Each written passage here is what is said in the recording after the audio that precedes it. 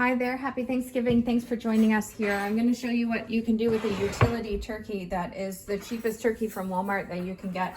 I have stuffed this utility turkey with some beef tallow, hot sauce, all of my fresh herbs from the garden, hot peppers from the garden, etc., which will make it nice and yummy inside there.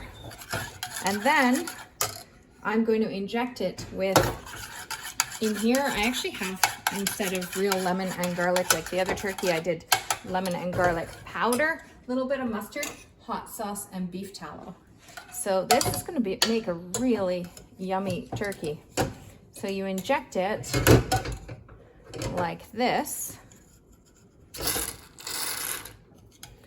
into the breast. You can even go under the skin so you don't puncture the skin. You see it coming out over there, and I'm just going to inject as I pull out. Now that turkey breast is going to be absolutely delicious, succulent, and flavored, full of juice. You don't have to spend lots of money on an expensive turkey from the store. You just do that and it works out perfectly.